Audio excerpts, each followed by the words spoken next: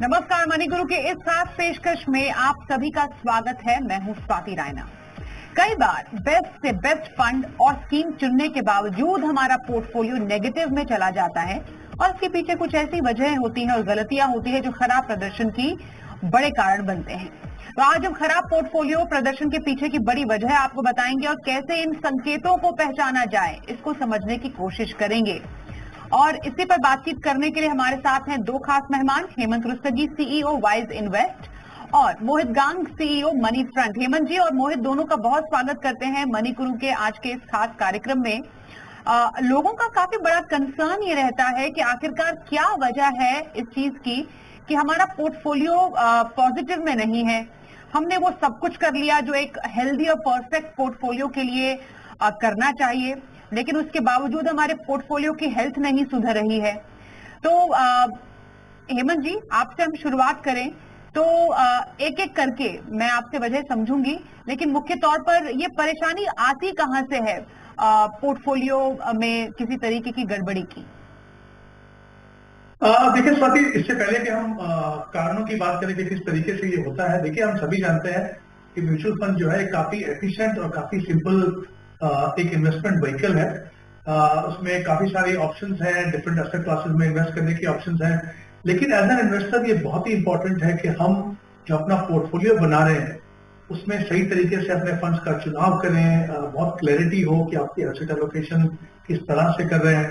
Right, अगर आप ऐसा नहीं करेंगे तो कहीं ना कहीं आपको डिसअपॉइंटमेंट होगी, और काफी बार एज एन इन्वेस्टर हमको लगता है कि शायद तो ये इस वजह से हो रहा है क्योंकि म्यूचुअल फंड की परफॉर्मेंस अच्छी नहीं है या उनके पास उतनी काबिलियत नहीं है कि वो हमको अच्छा रिटर्न दे सके।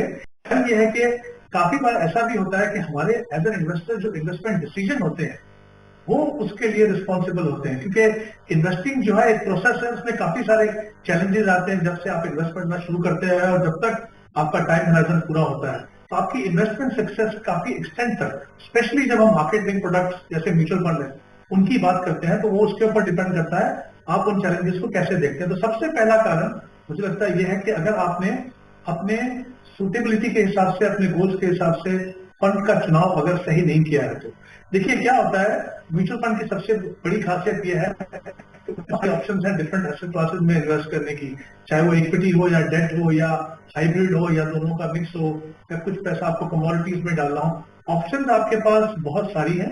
इक्विटी में 11 कैटेगरीज हैं, हाइब्रिड में 6 हैं, डेट में 16 कैटेगरी है। एज एन इन्वेस्टर आपको सही चुनाव चुनना है और आपका जो भी गोल है वो आपके पोर्टफोलियो में रिफ्लेक्ट होना चाहिए, वो बहुत इंपॉर्टेंट है। तो मान लीजिए एज एन इन्वेस्टर मैं वेल्थ क्रिएट करना चाहता हूं लॉन्ग टर्म में, और अगर मेरे फंड में मैंने डेट फंड और बहुत ही कंजर्वेटिव हाइब्रिड फंड लिए हैं तो कोई तरीका नहीं है कि मैं अपने इस पोर्टफोलियो से वेल्थ क्रिएट कर सकूं। दूसरी तरफ से अगर मान लीजिए मेरे पास समय 2-3 साल का है और हमें लगता है कि मार्केट बहुत अच्छी कर रही है, चलिए इसका फायदा उठाते हैं, इक्विटी में लगाते हैं, तब क्या होता है अच्छी मार्केट के बावजूद भी हमने देखा है समय समय पर मार्केट में करेक्शन आती है, और क्योंकि हमारे पास समय नहीं है और हम मेंटली प्रिपेयर्ड नहीं है तो हमें नुकसान लेना पड़ता है। कभी कभी हमारी इन्वेस्टमेंट अमाउंट से नीचे चला जाता है करंट वैल्यू, या फिर हमें रिटर्न बहुत कम मिलते हैं। तो इंपॉर्टेंट है कि हम अगर ये डिसअपॉइंटमेंट नहीं चाहते हैं, मिसमैच नहीं चाहते हैं, तो जो हमारी रिक्वायरमेंट है, सुटेबल जो ऑप्शन होनी चाहिए उसका चुनाव करना बहुत ही जरूरी है, स्पेशली अपने रिस्क प्रोफाइल और टाइम होराइजन को देखते हैं। बिल्कुल। तो आपने एक बहुत इंपॉर्टेंट एस्पेक्ट हेमंत जी हाईलाइट किया है, वो है निवेश अवधि और आपका जो फंड है या स्कीम है उसके चुनाव को लेकर, क्योंकि साफ तौर पर कैपिटल प्रोटेक्ट करनी है तो आपको डेट की जरूरत ही है। लंबी अवधि में वेल्थ क्रिएशन के लिए इक्विटी लेना चाहिए। इसका अगर उल्टा करेंगे तो पोर्टफोलियो में तो नुकसान होगा ही, और जो आप डिजायर रिजल्ट चाहते थे आपके पोर्टफोलियो से वो वजह से नहीं हो पाता क्योंकि आपने की बेसिक गलती कर डाली है। एक और मोहित, जो गलतियां हो जाती हैं वो इसलिए भी हो जाती है, वो एसेट क्लास से जुड़ी हुई ही है कि हम सही एसेट क्लास को सही मात्रा में उसका इस्तेमाल नहीं करते हैं। एसेट क्लास का सही मिक्स नहीं होता है।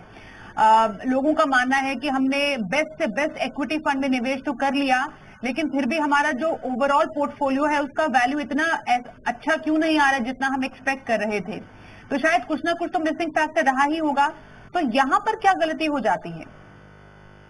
जी स्वाति, तो देखिए इसमें अभी क्रिकेट वर्ल्ड कप का टाइम चल रहा है, तो मैं एक क्रिकेट की एनालॉजी से ही इसे समझाना चाहूंगा कि होता यह है कि जब आप एक टीम बनाना चाहते हैं तो जो आपका पोर्टफोलियो है वो एक टीम के हिसाब से चलना चाहिए। तो उस पोर्टफोलियो में सही मात्रा में आपको बैट्समैन चाहिए, बॉलर चाहिए, विकेट कीपर भी चाहिए, ऑलराउंडर भी चाहिए। अब अमूमन देखने में आया है कि जो लोग मार्केट के उतार चढ़ाव से बहुत डरते हैं वो और इक्विटी से बहुत ज्यादा कतराते हैं, वो अपने पूरे पोर्टफोलियो को या तो बैलेंस फंड से भर देंगे या डेट फंड से भर देंगे या अपने पोर्टफोलियो में कैश की मात्रा को बहुत बढ़ा देंगे। तो एक तरफ तो वो भी गलत है।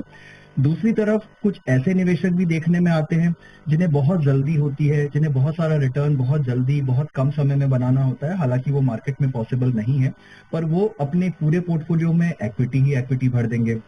इक्विटी में भी कुछ ऐसे निवेशक होते हैं जो कि एकदम हाईएस्ट रिस्क वाली इक्विटी सेक्टोरल फंड से अपने पूरे पोर्टफोलियो को, ये स्मॉल कैप चल रहा है तो स्मॉल कैप से अपने पूरे पोर्टफोलियो को भर देंगे। तो अमूमन जो गलती निवेशक करते हैं जिसके कारण उनके निवेश का रिटर्न जो है वो उनकी अपेक्षा से कम रह जाता है, वो ये होती है कि वो सही मात्रा में सही एसेट क्लास का चुनाव नहीं करते हैं। तो कितना इक्विटी होना चाहिए, कितना डेट होना चाहिए, वो कोई एक अच्छे फाइनेंशियल एडवाइजर के साथ बैठकर ही निवेशक को समझना चाहिए अपनी रिस्क प्रोफाइल और अपने फाइनेंशियल गोल्स के हिसाब से। उसके बाद इक्विटी में कितनी मात्रा में लार्ज कैप होना, कितने में मिड कैप होना, कितना स्मॉल कैप होना, ये भी एक बहुत ही आवश्यक क्या बोलते हैं पोर्टफोलियो का बैलेंसिंग फैक्टर होता है। आप सारे पिंच हिटर्स नहीं रख सकते, सारे ऑलराउंडर्स नहीं रख सकते।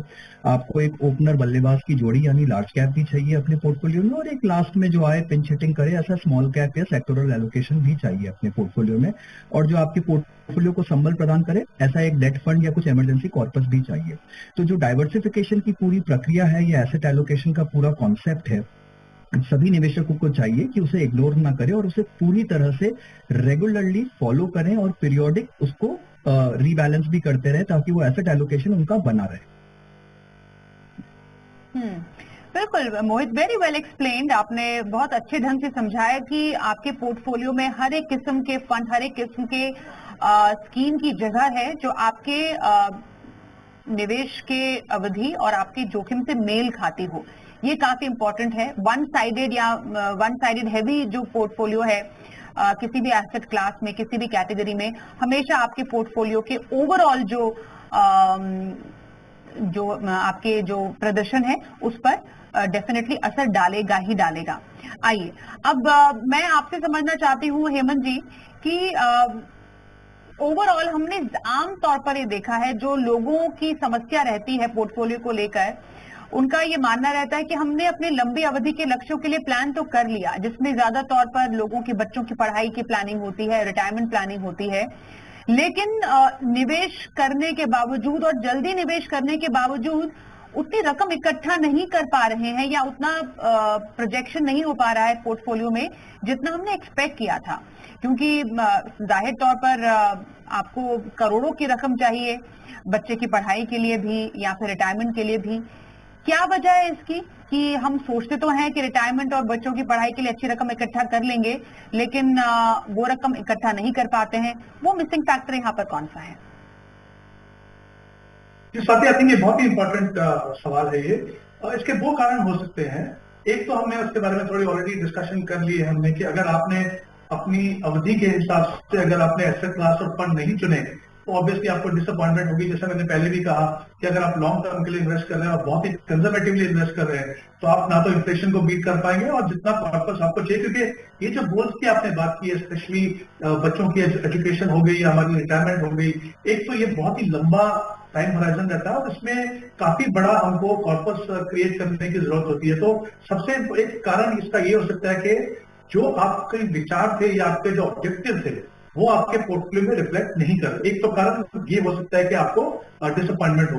दूसरा, ये जो टारगेट सेट करते हैं, कभी कभी क्या होता है आपने जल्दी शुरुआत कर ली, आप डिसिप्लिन तरीके से इन्वेस्ट कर रहे हो, आपने एसेट एलोकेशन भी सही चुना, फिर भी आपको लगता है डिसअपॉइंटमेंट होती है कि जितना पैसा हमको चाहिए था उतना हम एक्यूमुलेट नहीं कर पाए। आई थिंक उसका सबसे बड़ा कारण ये होता है कि जब आप टारगेट सेट करते हो वो बहुत ही इंपॉर्टेंट एस्पेक्ट है, क्योंकि टारगेट के हिसाब से, टाइम होराइजन के हिसाब से ही आप डिसाइड करते हो एसेट एलोकेशन और हर महीने कितना पैसा, अगर आप मान लीजिए एसआईपी से इन्वेस्ट कर रहे हो फिर हर महीने कितना पैसा आपको इन्वेस्ट करना होगा। लेकिन यहाँ पे काफी बार गलती ये होती है स्वाति के जब एक टारगेट सेट किया जाता है तो उसमें इन्फ्लेशन को कंसिडर नहीं किया जाता। अब ये दो इंपॉर्टेंट गोल की अगर हम बात करें, हमारे देश में एजुकेशन इन्फ्लेशन 10 से 12% है, नॉर्मल इन्फ्लेशन 7% आप पकड़ लीजिए। तो अगर आप उसको कंसिडर नहीं करेंगे अपने टारगेट में, तो जो आप कॉर्पस एक्यूमुलेट करेंगे और जितना आपको चाहिए उसमें काफी बड़ा गैप होगा। एक एग्जांपल ले लेते हैं बच्चे की एजुकेशन के लिए। अगर करंट कॉस्ट 25 लाख रुपए की है, 15 साल के बाद पैसा चाहिए, तो इन्फ्लेशन को कंसिडर करके वो 1 करोड़ 20 लाख हो जाएगा। अगर हम रिटायरमेंट की बात करें, आज की कॉस्ट में अगर आपको 1 करोड़ चाहिए, तो 20 साल के बाद 7% के हिसाब से आपको 4 करोड़ चाहिए। तो अगर आप इन्फ्लेशन को ये अपने यहाँ पे कंसिडर नहीं करेंगे, तो आपका जो टारगेट है वो कम होगा। जाहिर सी बात है, उसी के मुताबिक आप इन्वेस्टमेंट भी करेंगे और उसी के मुताबिक आपको कॉर्पस बनेगा। तो दो important aspect, asset allocation suitable होना चाहिए आपके टाइम होराइजन से। दूसरा, जो आप गोल सेट करें उसमें इन्फ्लेशन को कंसिडर करना बहुत ही इंपॉर्टेंट है। तो ये बड़ी वजह है जिसकी वजह से आपकी पोर्टफोलियो की वैल्यू उतनी नहीं बढ़ती आपको नजर आती है जितनी सही होनी चाहिए, ओरिजिनली होनी चाहिए। उसका बड़ा कारण जो कि हेमंत जी ने बताया वो है इन्फ्लेशन। महंगाई की गणना आप करते ही नहीं है, आपको लगता है कि आपका काम बस था निवेश करना, अच्छे फंड में निवेश करना, लेकिन महंगाई जोड़ना उससे भी ज्यादा इंपॉर्टेंट है। अब जब हम एक फंड का सिलेक्शन करते हैं मोहित, हमें लगता है कि हमने बेस्ट से बेस्ट एक फंड सिलेक्ट किया है, लेकिन उसके बावजूद वो फंड जैसे उसका ट्रैक रिकॉर्ड दिखा रहा था वैसा प्रदर्शन नहीं दिखा रहा, तो वहीं पर हम सबसे पहले तो मायूस हो जाते हैं। फिर लगता है कि ये तो स्टार रेटेड फंड था, फिर क्या बड़ी वजह हुई कि अच्छा परफॉर्म नहीं कर रहा है। तो ये जो प्रीवियस ट्रैक रिकॉर्ड पर इन्वेस्टमेंट का जो ट्रेंड है या फिर स्टार रेटिंग देखकर इन्वेस्टमेंट का ट्रेंड है, वो पोर्टफोलियो को कैसे डीरेल करने का काम करता है? जी स्वाति, ये बहुत ही बड़ा और बहुत ही इम्पोर्टेंट पॉइंट है मेरे लिहाज से। तो देखिए, आजकल अक्सर देखने में आया है कि निवेशक पास्ट 1 साल का या 2 साल का रिटर्न देखकर स्कीम का जल्द से सिलेक्शन कर लेते हैं। तो ये जो है, ये जो पास्ट 1 साल का परफॉर्मेंस है वो अक्सर, इनफैक्ट 90% केसेस में मैं कहना चाहूंगा कि वो आगे जाकर वो आपको उतना रिटर्न नहीं दे पाता। इनफैक्ट जो लास्ट ईयर का है वो अगले साल भी विनर रहेगा, ये बिल्कुल भी मार्केट में नहीं होता है। राइट, तो यहाँ पर चाहिए कि आपको एक अकेली परफॉर्मेंस पर नहीं ध्यान देना है, आपको कंसिस्टेंसी पर ध्यान देना है। और यहीं पर सबसे ज्यादा चूक करते हैं निवेशक कि वो किसी भी स्कीम की रेगुलरिटी, उसकी कंसिस्टेंसी और उसके पास ट्रैक रिकॉर्ड को एक लंबी अवधि पर नहीं मापते हैं, बल्कि एक बहुत ही छोटा सा आकलन करते हैं कि लास्ट 1 साल या 2 साल का रिटर्न कितना दिया है उस स्कीम में। तो यहाँ पर सबसे आवश्यक बात यह है कि आप स्कीम को लंबी अवधि के नजरिए से देखिए, कम से कम 5 साल या 10 साल के ट्रैक रिकॉर्ड को देखिए। उस ट्रैक रिकॉर्ड में ये मत देखिए कि उसने कितना ज्यादा रिटर्न किस साल में दिया, ये देखिए कि वो कंसिस्टेंटली क्या वो टॉप परफॉर्मिंग फंड्स में था कि नहीं, कंसिस्टेंटली क्या उस फंड ने बेंचमार्क को बीट किया या नहीं किया। अगर कोई भी फंड आपको कंसिस्टेंट रिटर्न दे रहा है, यानी लगातार अप साइकिल और डाउन साइकिल में उसने अपनी प्रक्रिया को बनाए रखा है, प्रोसेस को फॉलो किया है, तो वो ही फंड है जो आपको अगले 10 साल तक भी विनिंग सिचुएशन में रखेगा। तो यहाँ पर सबसे जरूरी बात यह है कि 1 साल के लोभ में न आए निवेशक, 1 साल क्या करे, जल्दबाजी ना करे, किसी भी स्कीम को पूरी समय अवधि दे। आप कोई भी स्कीम को निवेश कर कर उसे 1 साल 2 साल के मापदंड पे मत तोलिए कि इसने अच्छा परफॉर्म नहीं किया तो अब यहां से निकलकर दूसरी स्कीम में चला जाता हूं, दूसरे से तीसरे में चला जाता हूं, वो बिल्कुल मत करिए। जब भी किसी फिर से क्रिकेट की एनालॉजी दूंगा, जब भी किसी टीम में आप किसी प्लेयर का सिलेक्शन करते हैं तो उसके लास्ट मैच को देखकर या उसके लास्ट 3 मैच को देखकर नहीं करते, आप उसके साल के पूरे लास्ट 2-3 साल के परफॉर्मेंस को डिफरेंट कैटेगरीज ऑफ कंट्रीज के सामने उसने कैसा परफॉर्म किया है, किस तरह से उसने खेला है, वो सब देखकर आप उसे सेलेक्ट करते हैं। इसी तरह स्कीम को भी जब आप लेते हैं, आप रेगुलरिटी और कंसिस्टेंसी देखिए और फिर अपने पोर्टफोलियो में लीजिए। बिल्कुल। तो पिछला प्रदर्शन काफी नहीं है, काफी ऐसे तरीके हैं फंड के चुनाव के, और कम से कम पिछले 1 या 3 साल के फंड के प्रदर्शन के बेसिस पर ही फंड का सिलेक्शन एक सही मापदंड नहीं है अच्छे फंड ऐड करने का, जैसा कि मोहित ने भी बताया। एक ब्रेक के लिए रुकते हैं, आगे भी चर्चा जारी रहेगी, बने रहिए हमारे साथ।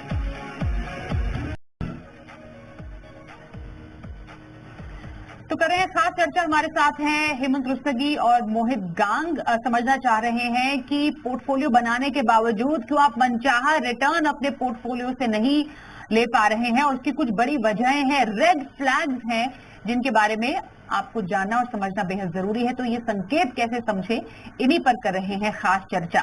और इसमें बहुत ही एक महत्वपूर्ण जो पहलू है हेमंत जी, वो ये भी हो जाता है कि हम निवेश के फैसले कई बार दिमाग की जगह दिल से लेते हैं, भेड़चाल में फंस जाते हैं, इमोशंस हावी हो जाते हैं निवेश के फैसलों पर। वो स्वाभाविक भी है, लेकिन हद से ज्यादा इमोशन हावी होना निवेश पर काफी ज्यादा हानिकारक भी हो सकता है। कौन कौन से तरीके के इमोशंस हैं जिससे बचना चाहिए एक निवेशक को? स्वाति, आपने बिल्कुल ठीक कहा। देखिए, जब हम अपनी मेहनत की कमाई इन्वेस्ट करते हैं, स्पेशली जब हम किसी मार्केट लिंक प्रोडक्ट जैसे म्यूचुअल फंड है और उसमें भी अगर हम इक्विटी फंड में इन्वेस्ट करते हैं, तो जब मार्केट में गिरावट होती है, हमें अपनी इन्वेस्टमेंट की वैल्यू नीचे जाती हुई दिखती है, तो ऑब्वियसली घबराहट होती है। लेकिन इस घबराहट से बचने के लिए इसीलिए कहा जाता है कि आपको एक प्रोसेस फॉलो करना है। वो प्रोसेस का इंपॉर्टेंट हिस्सा, जैसे हमने पहले बात की, वो एक है आपका कि आप अपनी एसेट एलोकेशन को चुने, यानी लॉन्ग टर्म का पैसा ही आप इक्विटी में लगाएं, ताकि शॉर्ट टर्म में जब वॉलेटिलिटी हो तो उसका इम्पैक्ट आपके ऊपर ना आए। दूसरा, जो वॉलेटिलिटी का जो इम्पैक्ट है जिससे आपको घबराहट होती है, क्योंकि लॉन्ग टर्म में तो हमें पता है कि इक्विटी का रिटर्न आपके एसेट क्लास से रहता रहता है, तो उससे बचने के लिए हमेशा ये कहा जाता है कि आप डिसिप्लिन तरीके से इन्वेस्ट कीजिए, ताकि आप मार्केट टाइमिंग यानी आप मार्केट के लेवल को देख के इन्वेस्ट ना करें, बल्कि एक डिसिप्लिन तरीके से इन्वेस्ट करें, जो आज हमारे देश में लाखों इन्वेस्टर्स कर रहे हैं एसआईपी के द्वारा। तो जब आप एसआईपी से इन्वेस्ट करते हो, आपको टाइम बहुत क्लैरिटी है कि कितने साल है। मान लीजिए 10 साल है आपके पास, एसआईपी से आप इन्वेस्ट कर रहे हो, तो घबराहट ना होने का सबसे बड़ा कारण ये होता है कि आप अपना फोकस जो है वो गोल के ऊपर रखते हैं, उससे डरते नहीं हो। लेकिन अगर आपने ऐसा नहीं किया या करने के बाद भी आपको घबराहट हुई और आपने अपने प्रोसेस को रोक दिया, एक तो ये कि आपने अपने प्रोसेस को रोक दिया, दूसरा आपने अपनी एसेट एलोकेशन को चेंज कर दिया, यानी जो रिटायरमेंट का पैसा जो इक्विटी में था वो आपने मान लीजिए गिरावट के समय पे निकाल के वो डेट में डाल दिया। तो जब गिरावट हुई तो आपके पोर्टफोलियो में नुकसान हुआ, क्योंकि आप इक्विटी में थे, और जब मार्केट ने यू टर्न लिया, जब मार्केट ऊपर गई, तो आपको उसका फायदा बिल्कुल नहीं होगा, क्योंकि आपने अपनी एसेट एलोकेशन को चेंज कर लिया। तो इसीलिए कहते हैं कि जब आप अपने इमोशंस को अलाउ करते हैं कि आपके वो इन्वेस्टमेंट डिसीजन को डिक्टेट करें, तब हमें सबसे बड़ी प्रॉब्लम होती है। फॉर्चुनेटली इसके लिए, जैसे मैंने कहा, स्ट्रेटेजीज हैं। थोड़ी क्लैरिटी के साथ इन्वेस्ट करिए, डिफाइंड टाइम होराइजन हो, एसेट एलोकेशन हो, उसको आप फॉलो करेंगे तो ये जो गलती काफी इन्वेस्टर्स करते हैं, जो बिना सोचे समझे या बहुत क्लैरिटी के साथ इन्वेस्टमेंट नहीं करके जो गलती करते हैं, उससे उनके पोर्टफोलियो पे काफी बड़ा नुकसान होता है। उस नुकसान से आप बच सकते हैं। बट बाकी मैं एग्री करता हूं कि ये काफी निवेशक ऐसी गलतियां करते हैं, लेकिन जैसा मैंने कहा, अच्छी बात यह है कि हम देख रहे हैं कि धीरे धीरे इन्वेस्टर्स इसको समझ रहे हैं और कोशिश कर रहे हैं कि ये गलतियां उनसे दोबारा ना हो। बिल्कुल। और क्योंकि यहाँ पर इमोशंस या बायस की बात हो रही है, मोहित, कई बार ऐसा भी हो जाता है कि जो निवेशक होते हैं उनको लगता है कि वो बाजार में निवेश का सही समय चुन सकते हैं, जिसको हम मोस्ट पॉपुलरली बाजार को टाइम करना, टाइमिंग द मार्केट कहते हैं, कि ये जब समय आ जाएगा तब मैं निवेश करना चाहूंगी। तो टाइमिंग द मार्केट के नुकसान क्या हो सकते हैं पोर्टफोलियो के लिए? जी स्वाति, आई थिंक देखिए, सभी निवेशकों को कुछ न कुछ चीजों से हमेशा जूझना पड़ता है, फाइट करनी पड़ती है, और उसमें जो सबसे बड़ा फैक्टर है, मुझे लगता है वो मार्केट टाइमिंग का फैक्टर है। अक्सर लोग म्यूचुअल फंड निवेश को ट्रेडिंग समझ बैठते हैं और उसमें उन्हें रोज इन आउट करना होता है, रोज बदलाव करने होते हैं, कभी खरीदना होता है, कभी बेचना होता है। मैंने ऐसे भी निवेशक देखे हैं जो 200-200 पॉइंट, 100-100 पॉइंट मार्केट में, जब मार्केट टूटता है तो बोलते हैं कि चलिए आज पैसा डालते हैं, अपनी सिप रोक देते हैं जब मार्केट 500 पॉइंट बढ़ जाता है उस महीने के लिए। तो ये जो जितने बिहेवियर्स हैं, यही सारे बिहेवियर हैं जिसके कारण किसी निवेशक का लॉन्ग टर्म पोर्टफोलियो कभी भी उनके इच्छा अनुसार या मार्केट के रिटर्न्स के हिसाब से रिटर्न नहीं दे पाता है। तो यहाँ पर सबसे बड़ी और सबसे मूलभूत बात यह है कि निवेशकों को चाहिए कि वो कभी भी मार्केट के चाल को पकड़ने की कोशिश ना करें, कभी भी मार्केट की रफ्तार से डर कर ना बैठें, और कभी भी मार्केट की गिरावट पे घबरा कर अपने पैसे को रोके ना। तो यहाँ पर आपको जरूरी है कि एक सिस्टमैटिक तरीके से, रेगुलरली, डिसिप्लिन तरीके से आप निवेश करते रहिए। मार्केट 100 पॉइंट बढ़ेगा भी, 100 पॉइंट गिरेगा भी, ये मार्केट की चाल है।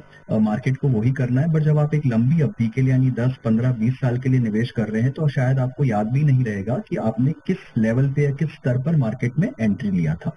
तो यहाँ पर ये बहुत ही जरूरी बात है कि आप मार्केट को T20 के हिसाब से मत देखिए, आप उसे एक टेस्ट मैच के हिसाब से खेलिए और लगातार अपने प्रोसेस को चालू रखिए। एक प्रक्रिया के तहत आप अपने निवेश को अगर करते रहेंगे और जैसा कहा भी जाता है कि timing the market is absolutely not important, time in the market is more important. तो आप जितना समय निवेश के साथ बिताएंगे उतना ही आपका पोर्टफोलियो बड़ा बनेगा और अच्छा बनेगा। उसे टाइम करने की कोशिश बिल्कुल भी मत करिए और कभी भी स्तर को चेज करने की कोशिश ना करें। बिल्कुल। और हेमंत जी, कई बार पोर्टफोलियो बनाने के चक्कर में या फिर एक वास्ट बड़ा ग्रैंड पोर्टफोलियो बनाने के चक्कर में उन फंड्स में भी हम कई बार फंसे रह जाते हैं जो अच्छा प्रदर्शन ही नहीं कर रहे हैं, जिनकी शायद हमको जरूरत भी नहीं थी। तो यहाँ पर काफी इंपॉर्टेंट हो जाता है कि उन ऐसे फंड से अपने पोर्टफोलियो की सफाई करना, ये उतना ही जरूरी है जितना आप अपने पोर्टफोलियो में फंड्स को ऐड करना है। तो क्या कोई ऐसा तरीका है जानने और समझने का जिससे पता चले कि फंड से एग्जिट करने का सही समय क्या हो सकता है? वो कौन से सिग्नल है जिससे हमें पता चले कि यही सही समय है कि इस फंड से निकल लिया जाए? जी बिल्कुल ठीक है स्वाति। आई थिंक अगर हम चाहते हैं कि अपने पोर्टफोलियो से जिस तरीके के रिजल्ट हमको चाहिए वो मिले, तो जैसा आपने बिल्कुल सही कहा, जिस तरीके से हम समय लगा के अपने फंड्स को चुनते हैं उतना ही इंपॉर्टेंट है कि हम उनकी परफॉर्मेंस को मॉनिटर करें। लेकिन यहाँ पे कभी कभी क्या एक्सट्रीम्स होते हैं। एक तो क्या होता है, मॉनिटरिंग करना जरूरी है, उसको शायद रीबैलेंसिंग करना भी जरूरी है, उसमें बदलाव करना भी जरूरी है। लेकिन कई बार हमने देखा कि निवेशक रोज के नहीं देखे, उनको लगता है 1 महीना 2 महीना फंड ने परफॉर्म नहीं किया, चलिए इसको बाहर निकालते हैं, जबकि वास्तविकता में वो फंड काफी अच्छा होता है। तो जब हम ये देखना चाहते हैं या हमें तय करना है कि ये फंड की परफॉर्मेंस अच्छी है तो है या नहीं है, तो 2-3 चीजों का ध्यान रखना है। एक तो ये कि बिल्कुल शॉर्ट टर्म परफॉर्मेंस के हिसाब से हम ये डिक्लेयर नहीं करेंगे कि ये फंड अच्छा कर रहा है या नहीं कर रहा है। दूसरी बात, आप परफॉर्मेंस कैसे देख रहे हैं? आपका खुद का एक बेंचमार्क हो सकता है या जो पीयर ग्रुप है यानी उसी ग्रुप के उसी जो कैटेगरी के जो बाकी फंड हैं उनकी एवरेज के मुकाबले में आपके फंड ने कैसा परफॉर्म किया। तीसरा ये कि अगर मान लीजिए आप किसी स्मॉल कैप या मिड कैप फंड में है, उस और जानते हुए कि ये रिस्की है लेकिन लॉन्ग टर्म में ये आपके पोर्टफोलियो के लिए वैल्यू एडिशन कर सकता है, अगर वो सेगमेंट ने अच्छा परफॉर्म नहीं किया है तो जाहिर सी बात है आपके फंड ने भी अच्छा परफॉर्म नहीं किया है। तो बहुत ही इंपॉर्टेंट है कि हम परफॉर्मेंस को प्रॉपर पर्सपेक्टिव में डालें, सही तरीके से उसको कंपेयर करें और उसका कारण जानें, क्योंकि अच्छे से अच्छे फंड मैनेजर के पास भी ऐसा फेज होगा जब वो अच्छा परफॉर्म नहीं करेगा। तो 1-2 क्वार्टर में आप फंड को निकालेंगे नहीं। लेकिन ये बिल्कुल सही है कि मॉनिटरिंग करना बहुत ही इंपॉर्टेंट है ताकि आपका पोर्टफोलियो जो है वो ट्रैक पे रहे और आपको मदद करे आपके गोल्स को अचीव करने के लिए। लेकिन समय दीजिए, परफॉर्मेंस को प्रॉपर तरीके से आंकिए, उसके बाद ही डिसाइड कीजिए कि आपको वहां से बाहर निकलना है कि नहीं। एक बार ये प्रूव हो गया आपके पैरामीटर के हिसाब से तो फिर आपको हेजिटेशन नहीं होनी चाहिए उसको बदलाव करने के लिए। बिल्कुल। और ये जो नए फंड्स का एक ट्रेंड शुरू हो जाता है मोहित, हम देखते हैं कि एनएफओ का एक पीरियड होता है जब नए फंड्स आते हैं, एएमसीज नए नए फंड्स लॉन्च करती हैं और निवेशकों को लगता है कि क्या यही मौका है एक नए फंड में निवेश करने का और एक अलग किस्म की फंड को अपने पोर्टफोलियो में ऐड करने का।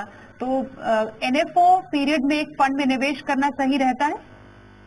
स्वाति, आप कहेंगे कि आज मैं फिर से क्रिकेट की एनालॉजी दे रहा हूं, बट आईपीएल में हर साल बहुत सारे नए प्लेयर आते हैं। आप सबको अपने टीम में शामिल नहीं कर सकते, आप सबको भारतीय टीम में मौका नहीं दे सकते। काफी प्लेयर आते हैं, काफी बार अच्छा भी खेल लेते हैं, बट आपको चाहिए कि आप रेगुलरली पहले उन्हें मॉनिटर करें। आप उन्हें 2-3 साल का मौका दीजिए, उनके ट्रैक रिकॉर्ड को बनने दीजिए, देखिए कि क्या वो आपके लक्ष्य के हिसाब से आपके पोर्टफोलियो में स्थान बना सकेंगे, क्या वो आपके फाइनेंशियल गोल से मेल खाते हैं, क्या आपके एसेट एलोकेशन में वो सही तरीके से बैठते हैं। और अगर ये तीनों चारों मापदंड पर वो सही उतरते हैं, यानी कि उनका प्रदर्शन भी अच्छा है, आपके एसेट एलोकेशन में भी उनकी आवश्यकता है, ट्रैक रिकॉर्ड भी ठीक है, बेंचमार्क को भी बीट कर रहे हैं और आपके फाइनेंशियल गोल्स में आपको सहायता भी करेंगे, तब आप उन्हें अपने पोर्टफोलियो में इंक्लूड करिए। हालांकि ऐसा नहीं है कि सारे ही नए प्लेयर यानी सारे ही एनएफओ खराब होते हैं। काफी बार कुछ ऐसी थीम आती है जिसकी आपके पोर्टफोलियो को दरकार थी, आवश्यकता थी, बट वो मार्केट में नहीं था।